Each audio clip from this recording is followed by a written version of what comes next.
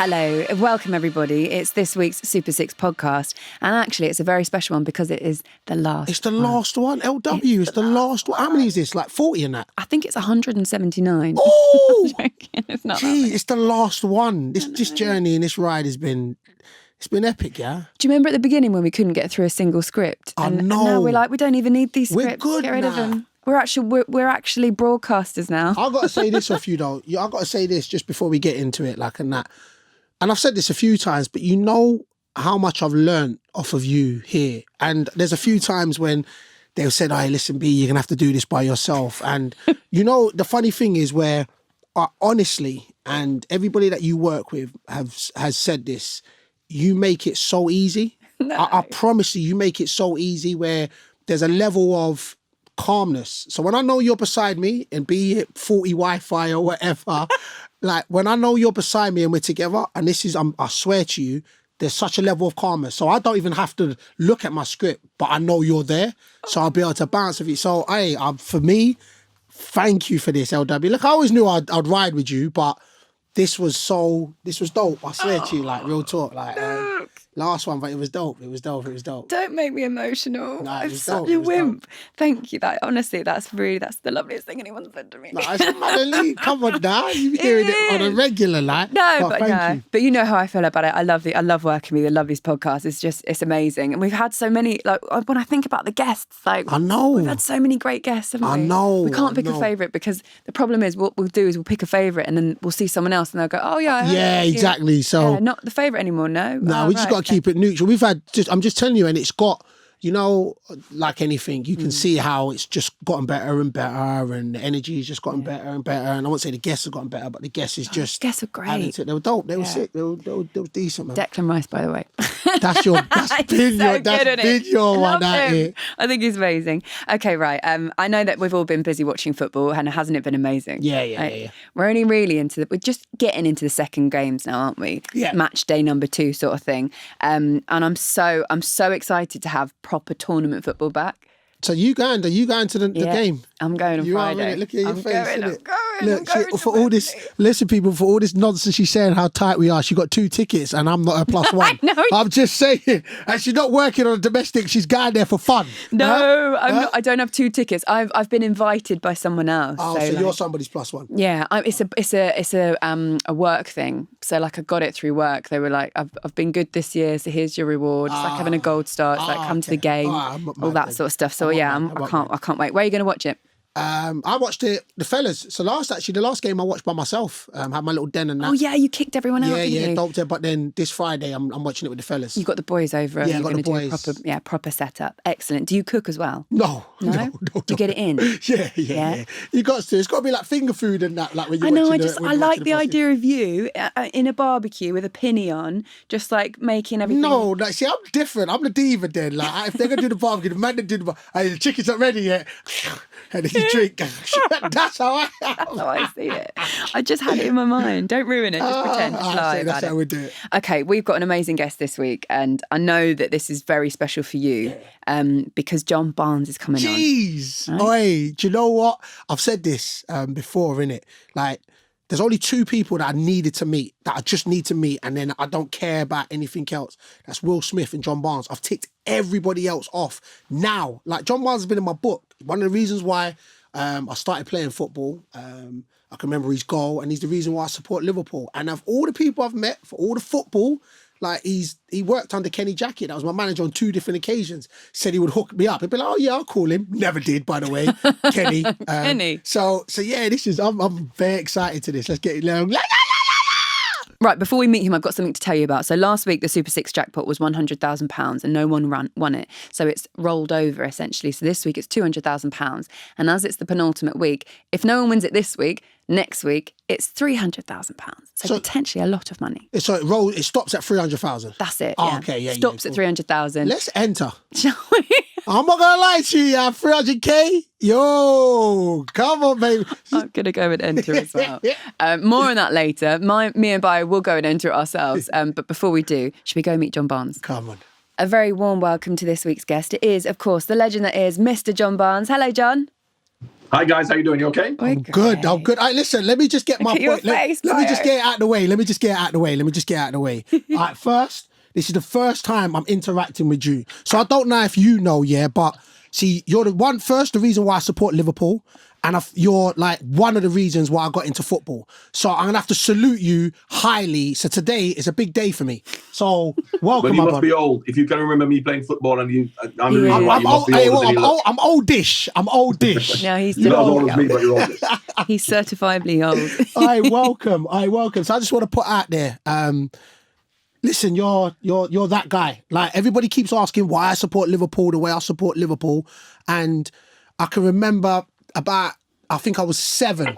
So I think you signed for Liverpool 86 or around 87. 87. All right. So I must have been, so I was 5. So about 7 I can remember.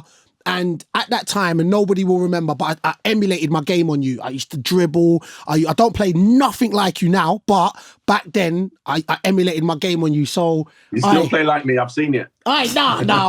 Listen, I don't think I've ever seen you pin and spin. Come on now. Welcome. It's good. All right, so I've got it out of the way. I've got it out of the way. I wish you could see his face right now because it's kind of like you've And regressed you to a could have 10-year-old. You could have played in my era, I can tell you, because we like players like you back when I played. I was meant to play. I was meant to be either in the Gladiators, you know what I'm saying? I was meant to play, be in that era, or back in the day. I'm telling you, Absolutely. man. Born in the I wrong mean, now, decade. imagine you're 21 years old now, the red and yellow card you'd be getting now. It'll be peak. It'll be done for me. Okay, right. So, John, let's start this off then because it's a big week, really, in terms of the world of football. Everyone's watching. The Euros is kicked off. Everyone's got that tournament football feel at the moment. And up until maybe like 2 hours ago, we had brilliant sunshine and it was wonderful. Now it's tipping it down. It feels a little bit more like England, but massive game at the Football weekend. weather. But you're right. It is football weather. Man, it's not. And a proper football game coming up, England against Scotland. We've waited a long time for this to be back at Wembley for these kind of circumstances. How does it make you feel ahead of that game in particular? Well, you know, when in the old days, you were playing against your teammates. You were playing against, if you played for a top team in England, we had top Scottish players. So as much as it's a little bit like the Liverpool-Everton derby, which is really for the fans. You know, the fans are the ones who get really riled up. Even back then, it was about the fans, but also because if you were playing against Terry Butcher, Gary Stevens, Trevor Stevens, who played for Glasgow Rangers, they were playing against their teammates who played for Glasgow Rangers and played for Scotland, and they're playing for England. Alan Hansen, Stevie Nicol, Kenny Dalglish. So therefore, it had a much bigger rivalry on the pitch. Whereas now, apart from Tierney and Andy Robertson, you don't really have that dynamic of you playing against your teammates. So for me, now it's more about the fans. Equally, they were equally as good as England in terms of the ability they had as players and as a team. Whereas I think in the last 8-9 years, you can see that the England team are better than the Scottish team in terms of player for player. So therefore, it's much harder now for Scotland to compete. As much as it's still a huge game and the fans are going to drive them on and the occasion will drive them on, it is one where I think England should comfortably deal with. All right, so we'll touch on the Scotland dynamic. So how good do you think this England team is? How good do you think this England team is?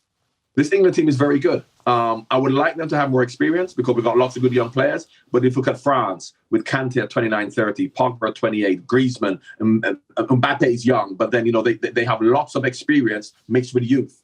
The Italians probably have too much experience. Chiellini and Bonucci are like mid-30s. Belgium have got experience, whereas we have a lot of young players, and our experienced players, be it Harry Kane or you know, they don't have much experience. So while we have got good young players, I'd like the balance first to have a few 28, 29, 30, 31, 32-year-old players with good experience. So the future is good for England because we've got great potential, but this has been happening since 2014 when we had good young players. In 2018, we had good young players. We don't really have that experience, but in terms of the way they're actually playing, a good balance with Calvin Phillips and Declan Rice in midfield, it was a great performance against Croatia. So I expect England to go to the semi-finals and possibly go on even further. But for me, Belgium and France, look, France particularly with the strength they have of not having a lot of possession against Germany, but they can deal with it.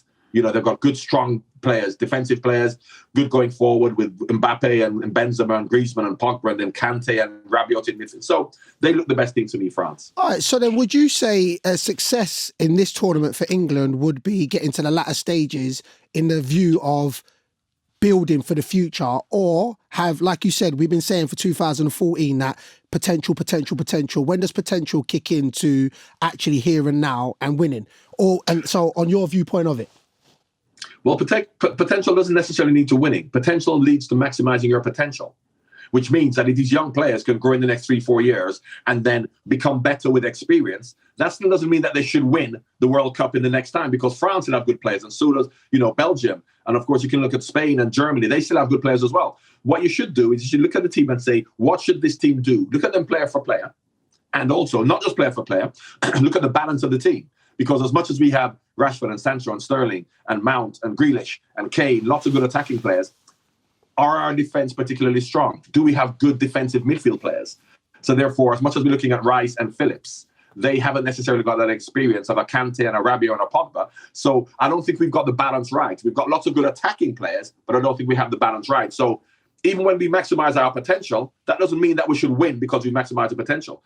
But at this moment in time, the bookies aren't stupid. We may be the third or fourth favourite, which means we should get to the semi-finals. And with a bit of luck, yes, we can win. But if we get to the semi-finals against France and we play as well as we can and France play as well as they can, France will win. But what we're hoping is for us to play as well as we can and for France not to play as well as they can, or Belgium or Germany. Then under those circumstances, we could win. So all we should demand from this team is to maximize the potential, which for me means getting to the semi-finals.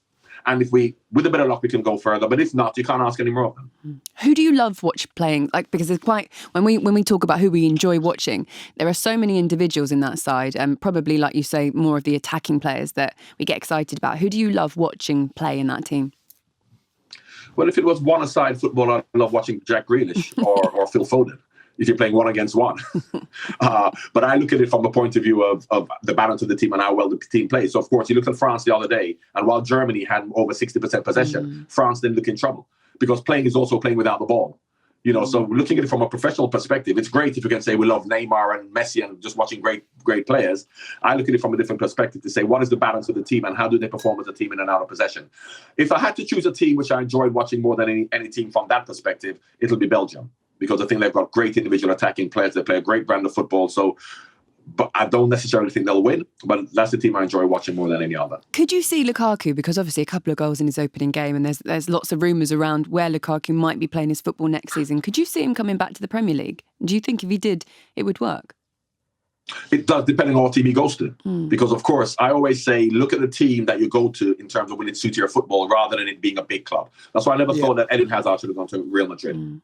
At Chelsea, where he was a superstar, and he did whatever he wanted. He ran back when he wanted. He went anywhere he wanted, and that was accepted. That's not going to be accepted at Real Madrid. That's why with Jack Grealish, he has to be careful, because Aston Villa suits him down to the ground. If he goes to Manchester United, then there's Pogba and there's Fernandes, and he's not going to be the superstar player that he is, that he can do whatever he wants. So Lukaku has to come back to the right team, and a team who really wants him to be the focal point up front, to get hold of the ball, playing it to people, getting in the box, to do what he does.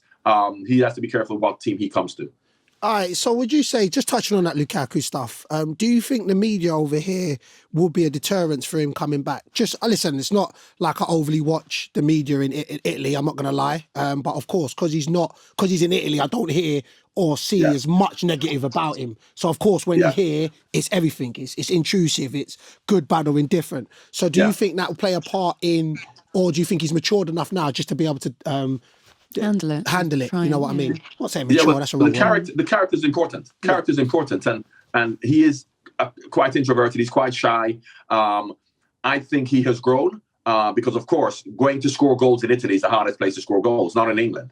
Because the Italian defenders are so good. So that would have given him confidence when he got criticised here for maybe not scoring enough goals. If you can score the goals he scores in Italy, he will score the goals here in the right team. So I think more than the media, I think it's going to be more looking at the team. Because if you go to the right team to create chances for him, he will score goals and the media will leave him alone. So I think that's the important thing. Not necessarily just to come back for the money or for coming back sake, or handling the media because the media are going to be unkind to you or kind to you. It's more to do with, will you find the right team, which would mean that he will score goals. And if you score goals, the media is on your side. Do you think that team could be Chelsea again? I'm not sure, because it's a little bit like when you talk about Harry Kane. Harry Kane, for me, going to Man United will be better than going to Man City. Because if you look at the way Harry Kane plays for Tottenham, he's not only the goal scorer, he's the creator. He does whatever he wants and he creates for Son, and him and Son are the main attacking threat. Whereas for Man City, you've got De Bruyne, you've got other players, you've got Foden, you've got Sterling. So therefore, he will just be the focal point to score goals. So I don't think he'll do as well. He will score goals, but he won't create as many. He won't be the same player, but he may win things. Whereas for Man United, I think they need a centre forward, so that will suit him. So would Chelsea be the right team for Lukaku? I think it possibly could, because it hasn't worked out for Burnley in that position. They haven't really got a centre forward. They've decided that Tammy Abraham is not the one for them. So I think in terms of the creativity that they have with Havertz and Mount and Werner, they really need a focal point up front to score goals. And I think that the way they actually play would suit him. So that could be. As to whether, because it hasn't worked at Chelsea, so therefore psychologically he has so-called failed there. So going back there would be added pressure, rather than going to another club whereby he's starting from a clean slate. But I think from a footballing perspective, Chelsea could suit him. Yeah. We've digressed a little bit, because obviously we want to talk about the Euros, but I do find these things fascinating, especially that the market this summer is going to be very different, isn't it? So we'll see what happens. But going back to all these players, I mean, you just mentioned Mason Mount there, what he's managed to achieve this season at Chelsea, Champions League, all those other players that are involved now in the squad that have gone on to do great things this season. And we talk about these players that have, I suppose, shone in their international shirts, put that England shirt on and taken the opportunities. How different do you think the team might be for the Scotland game? And if you were in charge, would you make those changes, or would you try and keep that team together and get more experience? Well, first of all, the good thing about England is that they're adaptable. That is why people like Ben White and Reece James have been in the team, or the squad, because they can play in different positions. And because Gareth, I'm not sure whether he knows whether he wants to play 3 at the back, 4 at the back. So therefore, you need players who are adaptable. Ben White can actually play as a holding midfield player at times, or wide of a back 3. Reece James can also do the same. Kyle Walker can. So the adaptability works in our favour. The only surprise I had against Croatia was obviously Kieran Trippier. But of course, I think defensively and from an experience point of view, we'd rather have him there in a back 4, which means that he's good defensively, but you don't get much going forward from him. But against Scotland, where you're going to have all the possession, you're going to really, Scotland would defend deep and you'd have to drive forward. I would think that that's a change in terms of Chilwell or Luke Shaw coming in. The only other thing that was a possibility against Croatia was Rashford instead of Foden. And that still is a possibility now. But I think he settled on the 2 holding midfield players, which I would do as well. But I think his team will be decided in terms of the positions further forward as to whether he plays a back 3 or a back 4. So if he plays a back 3, he'll play with 2 wing backs, attacking wing backs, be Reece James and Ben Chilwell or Luke Shaw. Under those circumstances, you definitely will have 2 holding midfield players, which will be Rice and Phillips or Rice and Henderson. But then if you play a back 4, you want 3 midfield players. So the question as to these 3 midfield players are still going to be Rice and Henderson or Rice and Phillips. But do you have a Mason Mount as one of the 3? Do you have a Jack Grealish as one of the 3? And I think he'll have Mason Mount, because Mason Mount will drop back into a defensive 3 to work hard, whereas Jack Grealish really is a number 10 who goes forward. Now, with number 10 who goes forward, if you're going to have Kane, Sterling and Foden, or Kane, Sterling and Rashford, and Grealish, who really isn't a defensive type of a player, you may come under pressure in midfield. Not against Scotland, because Scotland won't give you those problems, but moving forward, that could be a possibility. Gareth has got so many options and so many players who can fit into that, but I think he's really settled on the fact now that he really wants 2 holding midfield players, and you can then think about whether you play Foden or Rashford or Grealish or Mount. All right, 2 questions for me. 1, do you start Grealish against Scotland? And second, how highly do you, because the talk about Grealish now it's the hype is real. So how highly do you rate Grealish? So I gave you 2 questions. I think, first of all, as an individual player, I rate him very highly. I don't necessarily feel that if he went to Manchester United, he'd do the same thing. Because if he goes to Manchester United and he is the number 1 playmaker, the number 10, who everything goes through at Aston Villa, what are you going to do with Fernandes? What are you going to do with Pogba? What are you going to do with other players who are at this moment in time ahead of him in those stakes? So would that be the right move for him? As to whether you would start him, it really depends on the formation. If he plays a back 4 and a midfield 3, you could possibly start him. If he plays a back 3 with wing backs, then I won't necessarily start him. So it really depends on, and I think Gareth's thinking is really, first of all, how am I going to play at the back? And then he looked to put the pieces in further forward. So I think Grealish playing depends on whether he plays a back 4 or not. And if he played a back 4, he could possibly play him as one of the midfield 3, not one of the front 3. But if he plays a back 3 and wing backs, as he may do, I don't think that then you start with Grealish. Because don't forget, Sterling is fantastic. So is Mount. So is Foden. So to then say that Grealish is ahead of them, that's not necessarily true. That's what I wanted to know. So I wanted to know that, and that's what it is. I wanted to know, do you feel because the hype's real about Grealish. So, you see it, that the hype's real. And of course, duly so, you know what I'm saying? What he's done for Aston Villa, and every time he's put on an England shirt, like he's done his thing. So, and you touched on if he went to United, it'd be probably behind Pogba, Fernandes. So I'm saying, do you think he could surpass them if he went to United?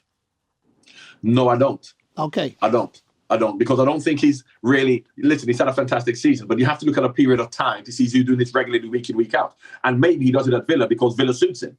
Because you look at Matt Letizia at Southampton, and I don't necessarily think Matt could have gone to a Liverpool or a Man United and done it there because that suited him. They suited his character. Because I've seen Jack play, and he's a fantastic player, but you don't get much discipline from him defensively, holding his position. And when you play for top clubs, that's what you have to do, unless you're a Messi or Ronaldo, which do you at not this think moment in that? time he isn't. Sorry to jump you. Do you not think because he hasn't gone to the elite, do you not think once he gets to elite and he knows what is demanded from him, do you not think then, oh, well, you know what, you can't just rely on going forward. It's about the team. Do you know what I'm saying? So when you go and you be like, raw, but I've got to fix up. I can't just do what I was doing in the lower, so, and that's just what I'm throwing there.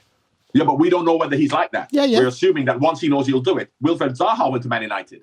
The Wilfred is similar. Wilfred will suit a club like Crystal Palace, whereby you can do what you want. You can lose the ball, you don't have to chase back. You can play in any position. The fans are going to appreciate you. Now, when you go to a top club, it's easy to say that you will know your responsibility. You'll automatically switch around to do that. We don't know whether he's that kind of a person because he's not a 17, 18, 19, 20-year-old anymore who you can actually nurture and influence and coach. Maybe he's set in his ways. I don't know. That's why I'm saying be careful. Look at Eden Hazard. He couldn't go to Real Madrid with all his experience and translate the discipline, the positional requirements, the humility, the fact that you have to work defensively, because that didn't suit him. That's not who he is. Now, maybe that is Jack, but we don't know.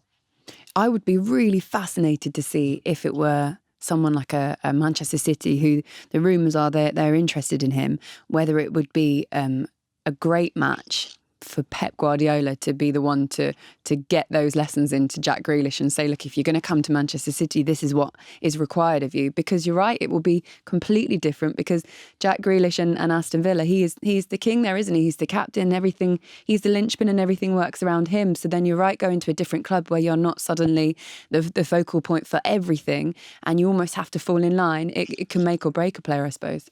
Yeah, but the problem with that is that the Jack Grealish you want? If you want a Jack Grealish to come and just be a disciplined player, to just stay in a position and to be part of the team, you don't get Jack Grealish.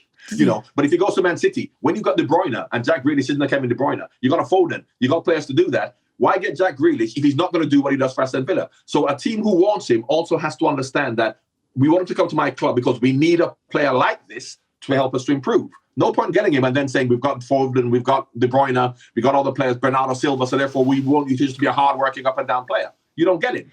So that's why, as well as he has to go to the right club has to understand that if you get Jack Grealish, you have to want him to do for Villa exactly what he does for you, what he does for Villa. And do Man City need a player like that? So I agree, and this is how I know I'm getting older, because I'm seeing things through a manager's point of view rather than just a player's point of view. But don't you think on both aspects? So look, we've interviewed a lot of Leeds players, and sometimes you feel like, and I've had it, we'll talk about Kenny Jackett. I thought I was fit. I was like, yeah, man, I do much. And then he had me doing this pyramid run. I'm thinking, right, but this is But he peak. came from Graham Taylor and Watford with me, mate. I tell you what. No. So, when in your head, managers know how to be able to say, well, look, Jack, you think that you're the complete player. Let me tell you something. I'm now going to push you onto the next level. So I agree in the sense where you can't get Jack Grealish and just start saying, listen, you're box to box now. But you got to be like, listen, I'm adding this dynamic and this element into your game to take you from the Aston Villas to the United. So don't you think on that side of it is when you go to the cities, like Pep looks like, I don't know, but Pep looks like he doesn't play. He's like, look, it's my way or no way. So we work. So you come here, you've got all the ability, that's cool. But we work to be able to fit you in a team. So don't you think that balance is right there as well?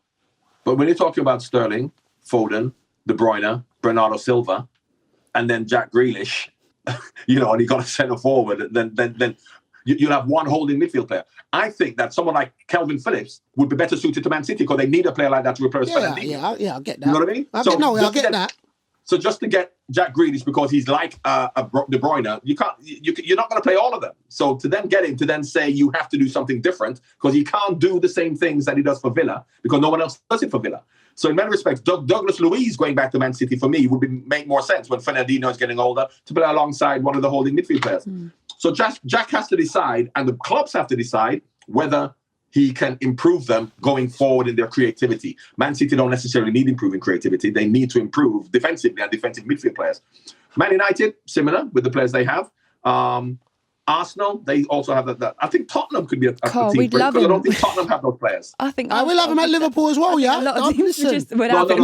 Listen. We want our three midfield players to be like Gini Wijnaldum. No, or listen. one of the front three. But to be squad-wise like, as well, though, you know, I Dembele. just think we need to elevate the squad a little bit as well. That's just what I'm trying to get at here, you know what I mean? Yeah, but Klopp is not Grealish is not a Klopp type of a player. No, I Klopp get doesn't that. put I up get with that. that kind of stuff. No. I'm just dreaming out here. You know what I'm saying? So let me ask you. So when you went from Watford to Liverpool, was that the shift? And I'm not saying that you was a luxury player at Watford, but That's what he said. You know, no, I'm just saying you ran stuff at Watford. You was that guy, innit? You know. No.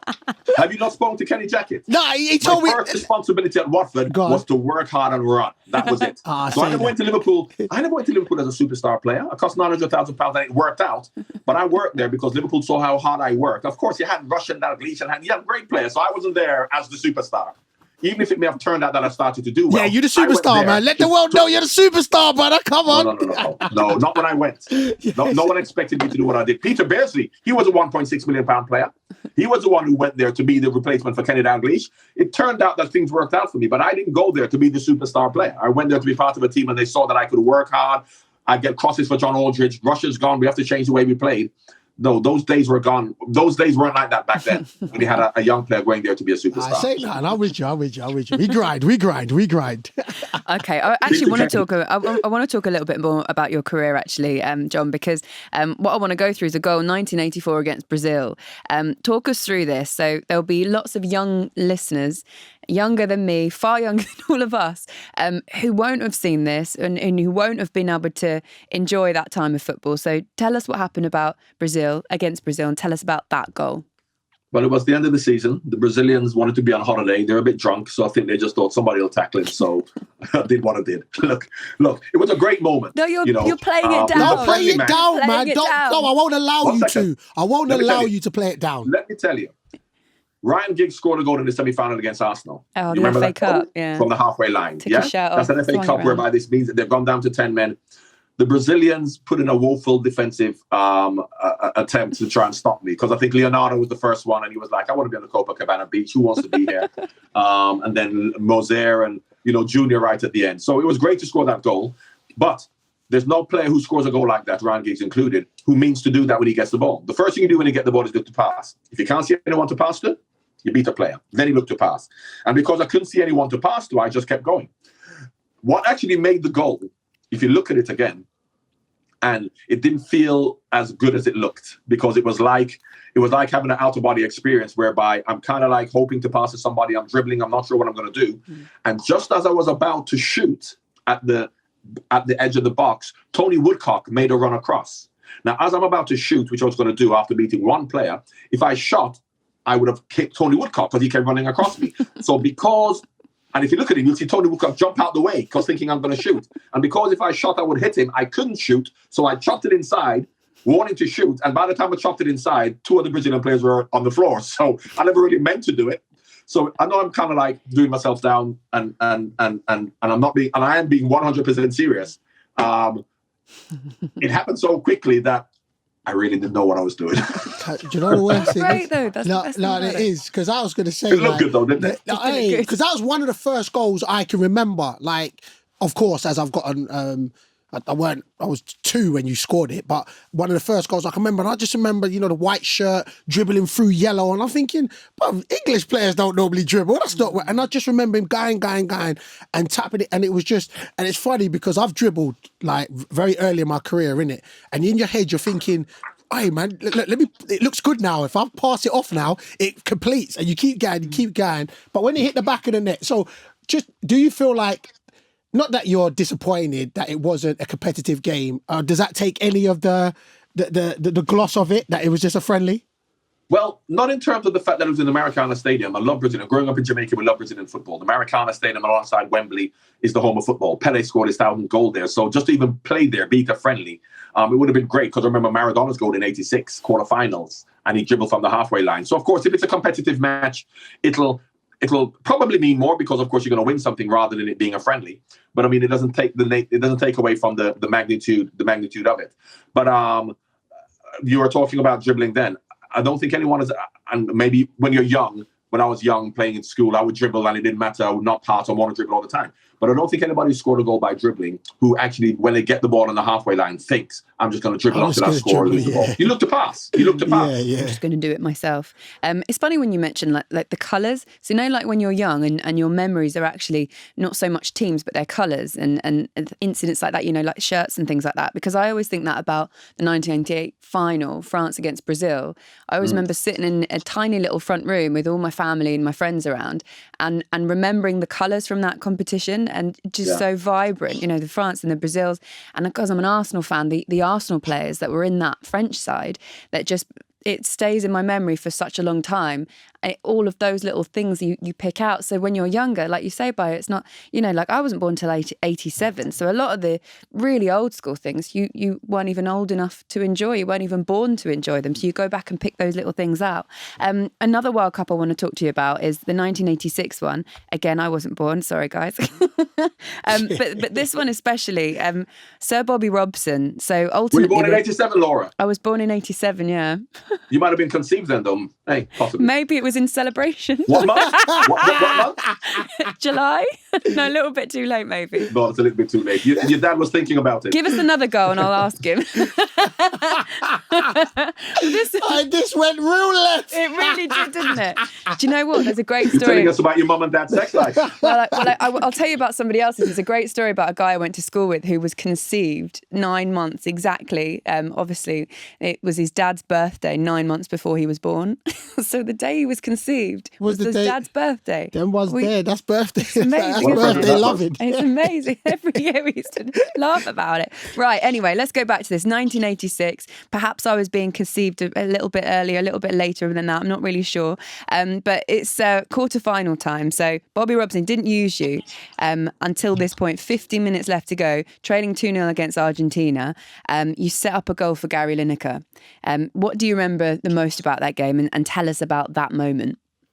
Well, first of all, the World Cup. I mean, listen, when you get the opportunity to go to a World Cup, particularly in a footballing country, and Mexico is, believe me, as much as Mexico may not be a big international team who may win things, the country is football mad. And I remember the Mexico World Cup from 1970, and I love playing in a World Cup whereby it's a proper footballing country where the whole country buys into it.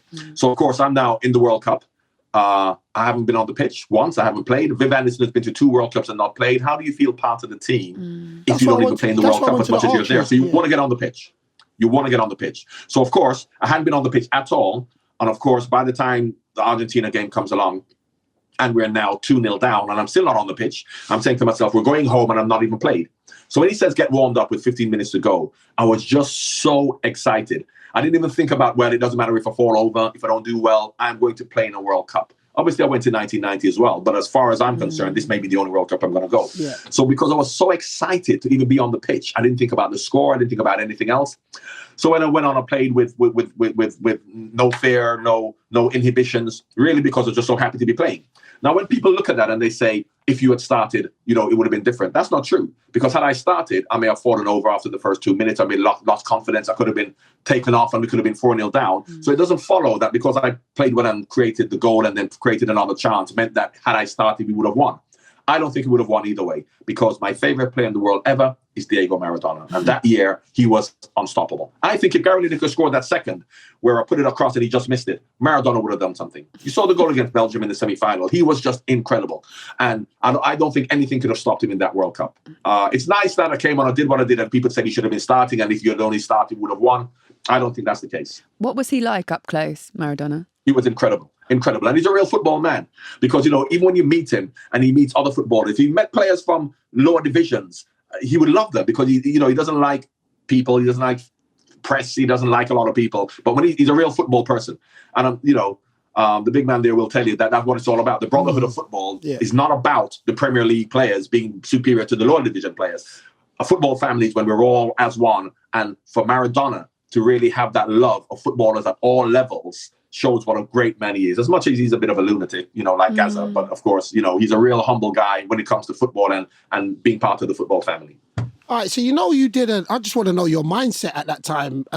So you're there, haven't touched the pitch, still you're losing 2-0, and your ability. Your mindset, was it like, "Rah, gaffer, I beg, like, big me on," or was it just like, "Listen, like, it's a World Cup. I'm just happy to be here." So what was your mind frame, especially going into that listen, we know about the last 50 minutes because you said it, but I just want to know your general mindset of going into a World Cup and ain't touched the pitch, and then you're thinking like, "Wow, what's the story?" My mindset from us growing up as a young man, and my father talked to me about, is a colonel in the army, is about discipline and respect and humility. And if you're in a team sport, it is all about the team. And that is what happened when I went to Watford with Graham Taylor and working with Kenny Jackett. He'll tell you the exact same thing. So these were my influences. So as much as I felt I should be playing, of course, but I understood the manager has a job to do. He feels that this is the right thing to do. And the only reason he's doing this is because he thinks this is the right thing for the team. It's not personal. So I've always felt that. So I never had any issue with any manager playing me or not playing me. I would never go and say, I'm better than my teammates, I should be playing, as much as I had confidence in myself. So 1990 was the same thing. When I got injured, and I was supposed to be there as a superstar, but I got injured early in the World Cups, I didn't perform. I was so happy to be part of the squad because my team were doing well. And that's the essence of what team is. That's the essence of what success is. So other players may have been disappointed and been angry because I'm not playing and I should be playing, but I never felt that. I did feel I should be playing, and I felt I should have been playing instead of other players, but I would never let that affect my mindset that when I got an opportunity to then be bitter and disappointed, and even after the game to then be angry that I didn't start and I should have started. Not at all. I never had that mindset at all. I was just happy to be part of the squad. Dope. Can I ask as well, your final game for England was a friendly, 0-0 friendly at Wembley. Was this against Colombia? Yeah. And was this the game with the scorpion kick? Oh my God. Oh, wow, was it, yeah? This was it, wasn't it? So that's one of those I think things. that's why they dropped me, because they thought he was better than me. So again, if people haven't seen this, René Higuita basically was... he was in goal. He's a goalkeeper.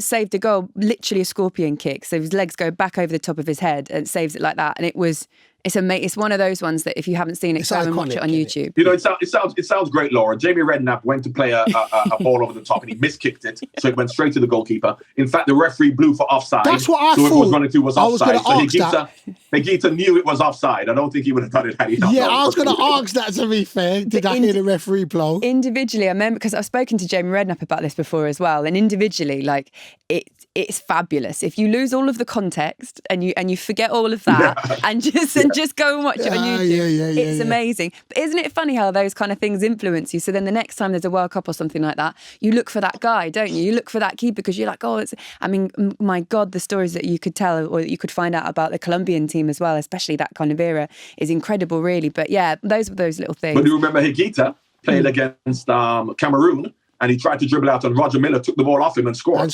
An empty net. I don't know if you remember that one. I haven't seen that one, but I'm going to go and watch. I don't want to ruin it. I don't want to ruin his legacy in my mind.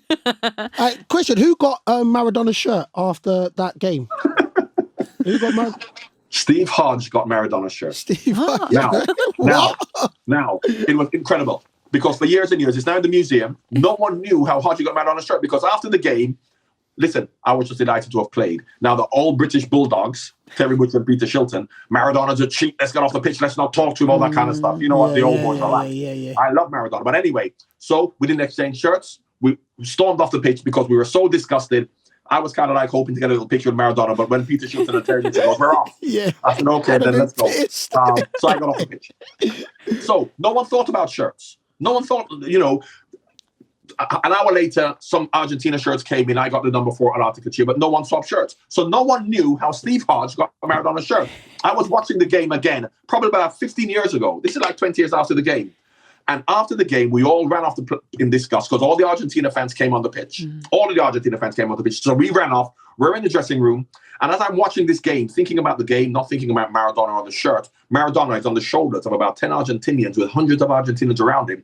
On this picture, as I'm watching it, the documentary, out of the blue, you see Steve Hodge push his way in between all these Argentina fans, takes his shirt off. Maradona's on somebody's shoulders, and he looks up at him and he goes, have the shirt. Maradona looks down at him, not got a clue who he is, just takes his shirt off and gives it to Hodge.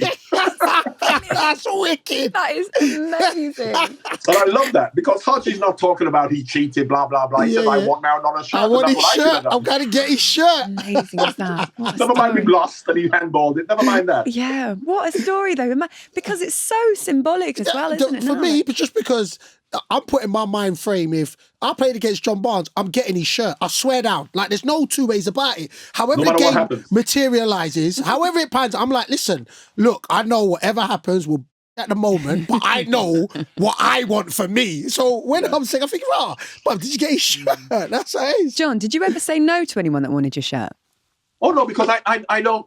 In fact, I don't keep shirts. And if somebody wants my shirt, I don't need to swap with the best player because I may be the best player. Anybody comes to subs. And an interesting story about swapping shirts was actually the 1996 Cup final, because I think I got Clayton Blackmore's shirt, and Neil Ruddock got Cantona's shirt. So if you watch Harry's Heroes, me and Neil used to go and do these talks for fans and stuff like that. And Neil Ruddock tells this story about Cantona's shirt. He says, I remember getting and Neil had his financial problems, so of course he sold Cantona's shirt for £14,000, and then it went into the museum. So when it went into the museum was, and Neil's telling this story to the fans. We're going to talk to fans, and so it's an evening with Neil and John, and he's telling this story about Cantona's shirt, and he said, when I got Cantona's shirt and I sold it to the museum because having hard times, he said the museum tried to say it's not Cantona's shirt because it was long sleeves and Cantona played short sleeves. So he said I had to show them the picture of Cantona in the cup final with his long sleeves. And they're asking him how he got Cantona's shirt. Neil Ruddock wasn't even playing. He was dropped from the team. And so he tells the story that Barnsley gave me Cantona's shirt. Yeah, that's how I had Cantona's shirt.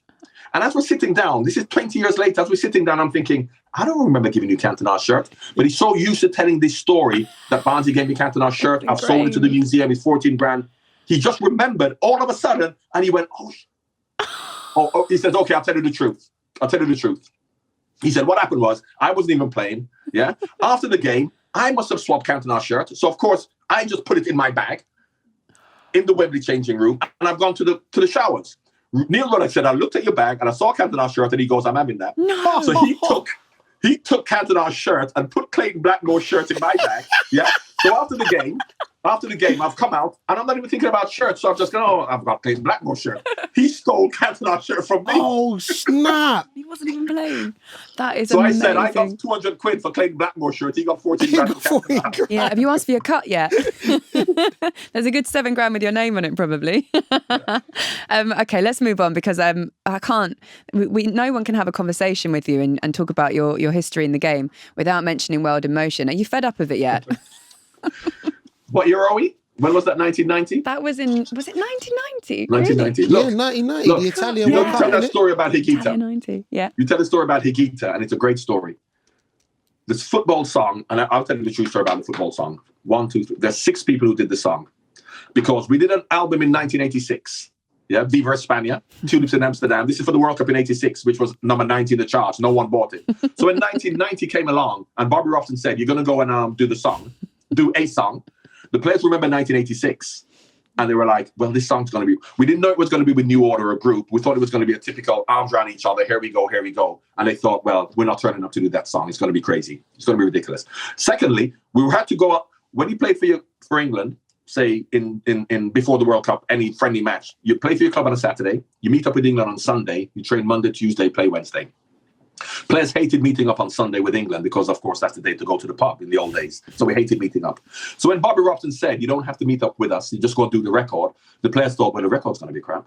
We don't have to meet up, so we're going to go to the pub. So me, Gaza, Peter Beardsley, Chris Waddle, Des Walker are the only players, and Steve McMahon, who went to do the song. The rest of the players went to the pub. When we actually got there, we saw it was New Order and Keith Allen. We thought, oh, well, the song's going to be okay. So we did the song. Of course, when it got to number 1, you saw everybody on the video. Bobby Robson, they're all on the video, but they didn't do the song. They didn't do the song. So that's the story of the song. Now, the story of the money for the song is important, because the agent came to us. You don't get paid. You get paid well as a footballer, don't get me wrong. But when you played for England, you just got an appearance fee. You got paid very well for your club, so there's not much money. But how you made money for England is when you're in the World Cup, there's a players' pool, and a lot of money comes into the pool through videos, through all kinds of stuff, and then you share it out amongst yourself. So the agent came to us and he said, right, you've got a choice for this song. He goes, you can have royalties, or you can have £5,000 to share between the 25 of you to go into the pool to share. So you had a committee of Peter Shilton and Brian Robson and Terry Butcher, the big experienced ones. I was a bit young, so I wasn't on the committee. And they said, do royalties mean if you don't sell one record, you make no money? He goes, yeah. He goes, we'll take the £5,000. Oh, So it was number one all over Europe for like 6 months. I think we made the wrong choice. oh, What a crap committee. oh. Yeah, but you know what? And then in 2014, they were going to re-release the song because the royalty laws changed that if you featured on the song that I did as the rapper, I would get royalties. Because the royalty laws changed, but it's not retrospective to 1990. Yeah. But when the royalty laws changed in 2010, if they played it again. So 2014, they were going to re-release the song, and I was thinking, yes, please do. Yeah. But Peter Hook and Bernie Sumner from the Order don't get on with each other, so they couldn't. And then when they were going to do it, they were going to get Tiny Temper to do my flipping rap. But that rap is more a rap like an American. Hey, you got to hold and Yeah, Tiny grime and a London accent. That wouldn't go with it. It wouldn't have been accepted either. People don't want to hear that rap. Bardsy. Come on, the world emotion is Bardsy. It's a Bardsy rap. It's a Bardsy rap. It's a Bardsy It's a funny rap. accent rap. That is amazing. I've got a note here that says, have you heard how Dominic Calvert-Lewin's dad celebrated his England call-up? And actually, I haven't heard it. Have you guys I heard? literally just got told about it today. I haven't seen it, but I just got told about it. Yeah. What is it? You don't know, Barnesy, you don't know how he I celebrated. don't know at all. I was So- going to say Dominic Cummings for a second when he said Dominic. Oh no, Sorry. no. So basically he It was rapped a 7-hour interview. he rapped the whole world in motion to No his son. way. Yeah, to celebrate. He That's rapped the whole thing. So amazing. supposedly he went out there, he was so gassed, so excited. So you got to hold it on and hit it at the right time. He was just Do I dropping get bars. royalties for that? You Do I get should do. royalties for that? Right, Calvin's getting paid, but yeah, you should do, bro. All right, let me ask you a question though. So, okay, so I can remember that. I can remember, even when, clubs doing songs for finals and Yeah. that. Do you feel that clubs now, modern day footballers, could be able to go and do the same thing that y'all lot did back in the day? No, because of course we were quite self-effacing and we were quite drunk when we did it, which isn't a problem. So therefore, we used to have a laugh. And when we did the Anfield rap, for example, we got dressed up as rappers and got drunk. We did it in a nightclub from 2:00 in the afternoon. You're too young to remember a rapper called Derek B from London. I don't know if you remember Derek B. Yeah, no, I don't He's know died Derek now. B. But he did it, and we had a laugh, and then the nightclub opened at 9:00 at night. So we stayed in the nightclub. We're there from 2, dressed as rappers. So we had a laugh and a joke, and we made fun of ourselves. Modern players aren't going to do that.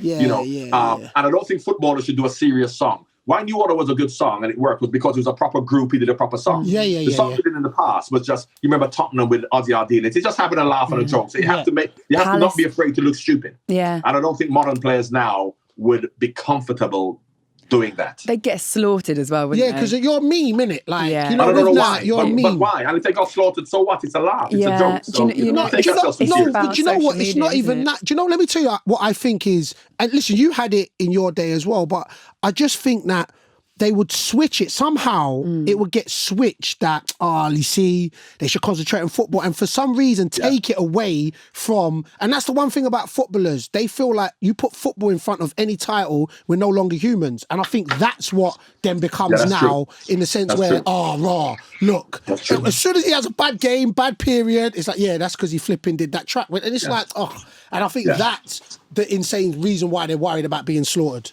Yeah, the big difference is that when we played, never mind if you're a superstar, Gaza, Ian Rush, we were part of the community. So therefore we used to go out in the community. Yeah. Probably a bit too much till 3:00 in the morning, mixing with them too much. Say nothing, But it's in the terms best of way. being part of the community, and if you went out and got drunk, if you went out and had a fight, you're a normal person. That's what happens. And if Yeah. somebody's going to come into you, so therefore you weren't judged adversely if you were not in terms of not being like a normal person. Yeah. Whereas now we look at footballers and they're from the community, so why shouldn't they be with their Exactly. mates and act like they're part of the community? Why do Exactly. they think there's something special? Yeah. And because we've put this pressure on them to be the other, footballers actually act accordingly. But I have time for footballers who will go on and do stupid things that a 21-year-old or 21-year-olds do, as long as within reason, without judging them as if they should be something special and apart from a normal 21-year-old growing up in their community. Yeah. I'm totally with you on that. All right, I want to know, because you see Maradona close up and you played with Gascoigne. How different or the same were Gascoigne and Maradona? Oh, no. I mean, Maradona is the greatest ever. I mean, there's no one close to... I mean, Gaza was a great player, don't get me wrong, fantastic. But in terms of, when you talk about Diego Maradona, you look at Platini, Van Basten, Gullit, you look at all the second best players in the world, and they weren't anywhere near Maradona. Maradona, for me, was unique. He played at a time when, unless you broke your leg, it's not a free kick. Yeah. So therefore, you had to be strong. I would love to play now. And listen, he would have adapted to now. Messi and Ronaldo would adapt if they played back then. Because now, if you touch them, they're going to go down for free kicks. You can't kick them. And you can't say if they're playing back then, they would be the same player. Because they would have been a product of their environment, which meant that they would have been resisting challenges and they would have been strong. Whereas the laws are different now. But I'd love to see Maradona playing now, whereby when you get the ball, a player can't even tackle you. He can't even kick you. Because when you're trying to break Maradona's leg, you're trying to push him over. Pushing him over, you're not going to get a free kick. Means that he played at a difficult time for an attacking player. An attacking player now has it so easy because, you can't be tackled. You don't have to worry about getting injured. I watched that documentary, the Maradona documentary, and I couldn't believe it. The amount he was chopped down and fouled. Brutality. It was awful. And if you think about it now, you're right. If Grealish wins the most fouls, is the most fouled player, Maradona would be miles above him even. Grealish is clear of other players in the Premier League. Maradona would be so far up there, wouldn't he? It would be incredible. I'd love to see him play now. Right, Euros. I'm going to quick fire question you now. So who's going to win? France. France is going to win. Did you think as well in their opening game they were just sort of second gear? It was like, well, this is all right. And that was against Germany. Well, I don't think they were second gear, but they were very confident in the fact that Germany will have a lot of possession, but they can't hurt us because we're so solid. Yeah, I think if they hadn't scored, it could have been 0-0. But it's just that they're not going to concede because they're so solid defensively. And that is how you win tournaments, by not conceding goals. What's the score going to be against Scotland this Friday? England-Scotland. If everything remains equal and England plays well they can, it could be a lot of goals. But I think that Scotland will come and defend well and not want to lose heavily. So I would go for 2-0 to England. Have you got a soft spot for Scotland because you managed in Scotland? Celtic. I have a soft spot for the underdog. Because, I believe if a team has good togetherness and good belief and good spirit, like when Leicester won the league, you don't have to be superstars to win. That comes from our Watford days. And you played with, you played on a Kenny, so you know what Kenny's all about, the team. And I don't believe that you need to have the best players to win. As Liverpool never necessarily had the best players when they won the league. So I like the underdog to show that if you work hard and you have belief and togetherness, as well as good players, you can compete. So I like the underdog. That's the Wickham way. I like that. It's the Wickham way. I like that answer. What about the score against the Czech Republic, last group game? I think that's going to be a most difficult match because they're also big and physical. You look at Souček, you look at some of the players at West Ham, and they're a good side. You could see that against Scotland that they're a good side. So I think I will go for a draw in that one because I think if England win the two games, he may make a few changes and give people a chance. So he won't play strongest team. So I think that could be a draw. Okay, player of the tournament so far. We haven't seen that much football, but who's impressed you the most? Player of the tournament so far. It's difficult if you've only played one match, but of the teams that have played, I love the Italian centre backs. I like the old boys. I think they're nearly as old as the big man sitting there with you. They're 35, aren't they? He's old, man. But Pogba's done really well. I think that he plays so well for France. I think he plays with a different attitude for France, whereby he's much more committed to the team and just playing as a team member rather than trying to be the superstars he does for Man United in competition with Fernandes to be skillful and to do tricks. But I have to say, my favourite is Kante. So I'll give it to Kante. Yeah, Kante. Everyone like Kante. He's the next one I need to meet. So good.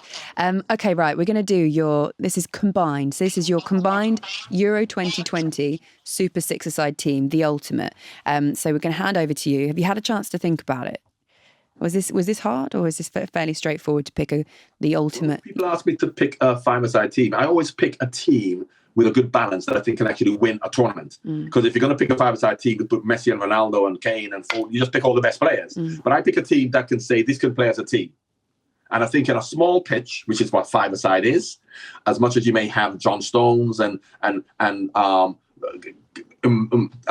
Kimpembe and Varane who are quick, and in a big pitch they can use their pace to get out of trouble defensively. On a small pitch, you just need solid defenders. So my goalkeeper will be Donnarumma, the Italian goalkeeper. Nice. Okay. But I'll play two defenders, and on a small pitch, whereby because they haven't got much pace, and they can't get exposed in wide positions and they don't have to run too much, put them in front of the goal, they'll defend. Bonucci and Chiellini.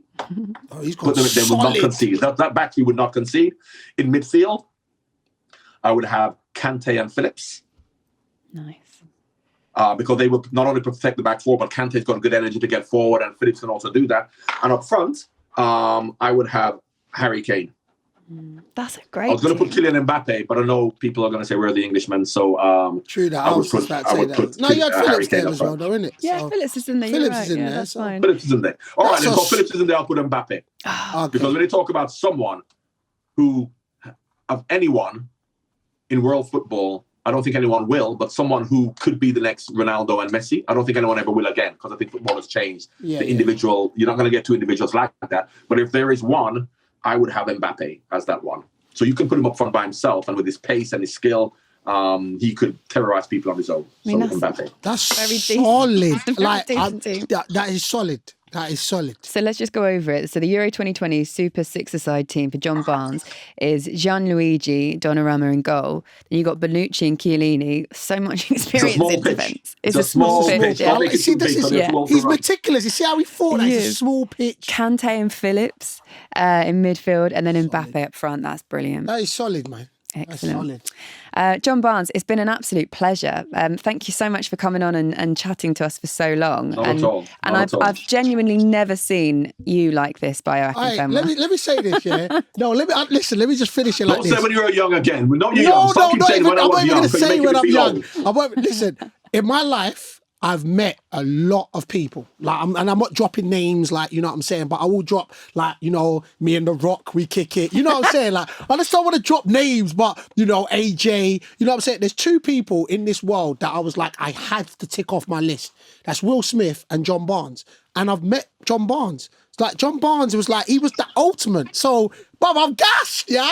What's the day? The 17th. Well, look, yeah. To a game for Liverpool. Me and you go and watch Liverpool play because I know that's your team. Yes, you see that? And I've got him on camera here. here. Starts, you can come up. Remind me, you can come up and go and watch a game. Aye, it's time. Remember a little night out in Liverpool. Aye, come on, Gigi. Aye, we've all got this as well. Aye, listen, real talk now, real bars.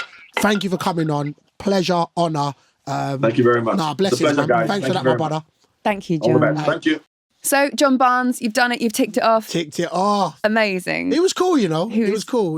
Very cool. I like all the stories that come out. Yeah. And you know the thing is, he don't seem like he's filtered. So he just, he says it how he says it. So, yeah. So you model more than just your game on him? Yeah, just a little bit. But me, I'm filtered, you know what I'm saying? Okay, guys, we're going to do our Euros round, Super Six. So basically, in the previous round, 8 people were in with a chance to win the jackpot before the Scotland-Czech Republic game. Sadly, none of them predicted the correct score, so the money has rolled over. More money rolling over. So make sure you download the Super Six app. If you haven't already, you can create an account and you can play for free by predicting the scores of 6 chosen Euro 2020 matches, and you could win the jackpot of £200,000. And a reminder, if no one wins it this week, rolls over to next week and it goes up to £300,000, so a lot of money.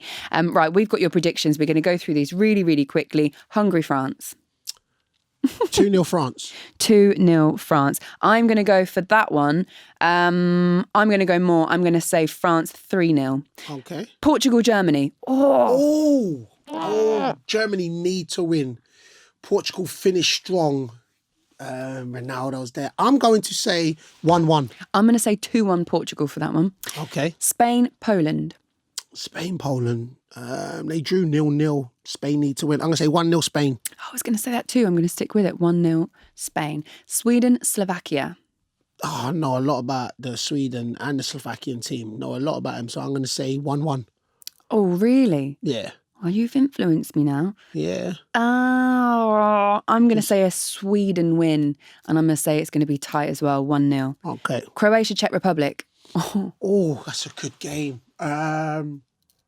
I'm going to say Czechs need to win. I'm going to say Czechs win 1-0. I'm going to say the Czechs win as well because I wasn't that impressed with what I saw for Sorry. Croatia. I'm going to say Croatia win 1-0. Are you? I'm going to say Croatia win 1-0. I'm going to stick with what I'm saying because I think Souček, I love West Ham and I love watching them play, and I watched them quite carefully as well the other day. So I'm going to say Czech Republic are going to win that one. I'm going to say it's 2-1. Okay. Am I really saying that? Yeah, I've said it. No, I don't think it's... I think it's either way. I think it's going to be tight, both games. England, Scotland.